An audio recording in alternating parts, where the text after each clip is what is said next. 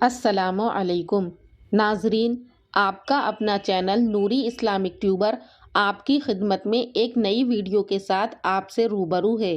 اس video میں ہم نے آپ کو یہ بتایا ہے کہ رمضان کس طرح سے گزاریں، اس کی تیاری کس طرح سے کریں۔ تو آئیے جانتے ہیں۔ اللہ رب العزت کی رحمت اور مہربانی کا کیا پوچھنا، وہ اپنے بندوں پر ماؤں سے بھی زیادہ مہربان ہیں۔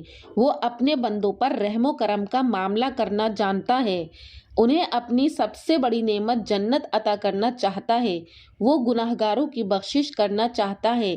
وہ توبہ استغفار کو پسند کرتا ہے اور گناہوں میں سر سے پیر تک ڈوبے ہوئے لوگوں کو بھی اپنی رحمت سے مایوس نہیں ہونے کی ہدایت کرتا ہے۔ رمضان المبارک اللہ کی رحمت کا ایک عظیم مظہر ہے۔ اس مہینے میں اس کی رحمت کا دریا سمندر کی شکل اختیار کر لیتا ہے۔ رحمت باری جوش میں ہوتی ہے۔ چھوٹی چھوٹی نیکیوں کی وہ قدر افزائی، عزت افزائی اور بدلہ ہم کو دیتا ہے کہ ہم اس کا تصور بھی نہیں کر سکتے۔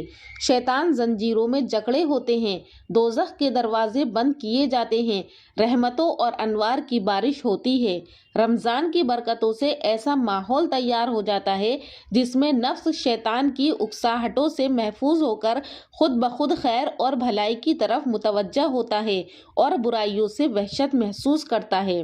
رمضان کے بابرکت مہینے میں اگر تھوڑی سی کوشش کی جائے تو ہم اپنے نفس کا تزکیہ اور تربیت کر کے ایک پاکیزہ زندگی کا آغاز کر سکتے ہیں، ایک ایسی زندگی جو ہمارے رب کو مطلوب ہے اور جس کے نتیجے میں ہم ابدی اور دائمی مسرتوں کے مستحق بن سکتے ہیں۔ ہماری زندگی میں اب تک نہ جانے کتنے رمضان آئے ہوں گے، مگر افسوس کہ ہماری زندگی میں کوئی تبدیلی واقع نہیں ہوئی۔ رمضان کے بعد ہماری حالت ویسی ہی رہتی ہے جیسی رمضان سے پہلے تھی۔ رمضان کی عبادت اور برکتوں سے ہماری زندگی میں کوئی تبدیلی اور انقلاب واقع نہیں ہوتا۔ ہم تقوی اور پرہیزگاری کے راستے پر چلنے کے لیے تیار نہیں ہوتے۔ آخر اس کی کیا وجہ ہے؟ وجہ بالکل ظاہر ہے، ہم رمضان کو اس طرح سے گزارتے ہی نہیں جس طرح سے اسے گزارنا چاہیے۔ اگر اس ماہ مبارک کو صحیح طریقے سے گزارا جائے تو انشاءاللہ اس کے نتیجے میں ہمارے اندر تقوی اور خدا پرستی کے اوصاف پیدا ہوں گے۔ ماہ رمضان کی آمد پر اللہ کا شکر ادا کیجیے۔ ماہ رمضان کی آمد پر خوشی اور اطمینان محسوس کیجیے۔ بار بار اللہ کا شکر ادا کیجیے کہ اس نے ماہ رمضان جیسی نعمت ہمیں عطا کی ہے۔ دعا بھی کیجیے کہ اللہ تعالیٰ اس نعمت سے خوب فائدہ اٹھانے کی توفیق دے۔ ماہ رمضان کو بوجھ سمجھنا اور اس کی آمد سے پریشانی محسوس کرنا ایک مومن کی شایان شان نہیں ہے۔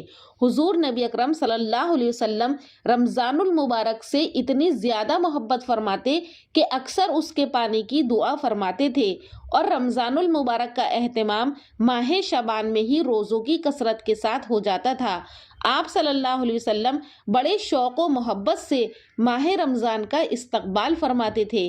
نبی کریم صلی اللہ علیہ وسلم اس مبارک مہینے کو خوش آمدید کہہ کر اس کا استقبال فرماتے اور صحابہ اکرام سے سوالیہ انداز میں دریافت کرتے کہ ماذا یستقبلکم وتستقبلون، کہ کون تمہارا استقبال کر رہا ہے اور تم کس کا استقبال کر رہے ہو۔ حضرت عمر بن خطاب رضی اللہ عنہ نے عرض کیا کہ یا رسول اللہ، کیا کوئی وحی اترنے والی ہے؟ فرمایا آپ صلی اللہ علیہ وسلم نے کہ نہیں۔ تو پھر انہوں نے عرض کیا کسی دشمن سے جنگ ہونے والی ہے؟ تو حضور نبی کریم صلی اللہ علیہ وسلم نے فرمایا نہیں۔ عرض کیا پھر کیا بات ہے؟ تو آپ صلی اللہ علیہ وسلم نے فرمایا کہ رمضان ہے۔ بے شک اللہ تعالیٰ ماہ رمضان کی پہلی ہی رات تمام اہل قبلہ کو بخش دیتا ہے۔ اسی طرح حضرت انس رضی اللہ تعالیٰ عنہ سے مروی ہے کہ جیسے ہی ماہ رجب کا چاند طلوع ہوتا تو آپ صلی اللہ علیہ وسلم اللہ تعالیٰ کے حضور یہ دعا فرماتے، اے اللہ ہمارے رجب، شعبان اور بالخصوص ماہ رمضان کو بابرکت بنا دے۔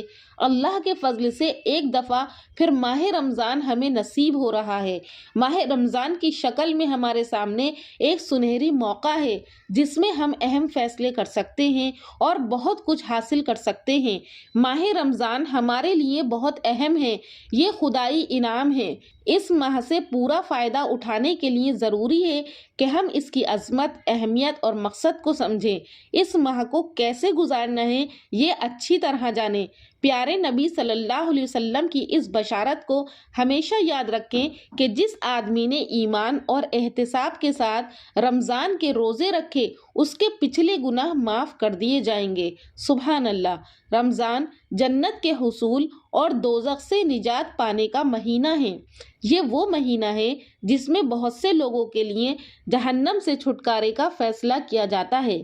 رمضان کی عظمت اور اہمیت سمجھنے کے لیے پیارے نبی صلی اللہ علیہ وسلم رمضان کیسے گزارتے تھے، آپ صلی اللہ علیہ وسلم کے کیا معمولات تھے، صحابہ اور بزرگان دین رمضان کا کیسا اہتمام کرتے تھے، یہ جاننا ہمارے لیے بہت ضروری ہے۔ ناظرین، اللہ تعالیٰ سے دعا ہے کہ اللہ پاک اس رمضان کو ہماری زندگی کا بہترین رمضان بنا دے۔ اس ویڈیو میں رمضان کس طرح گزارا جائے، کیسے اسے زیادہ مفید، نفع بخش اور نتیجہ خیز بنایا جائے، اس تعلق سے کچھ باتیں پیش کی گئی ہیں۔ خدا کرے کہ یہ سامعین کے لیے مفید ثابت ہوں۔ اللہ تعالیٰ اسے سامعین کے لیے نفع بخش بنائے اور مجھے بھی ان پر عمل پیرا ہونے کی توفیق عطا فرمائے۔ انشاءاللہ پھر ملاقات کروں گی ایک نئی ویڈیو کے ساتھ۔ تب تک کے لیے اللہ حافظ۔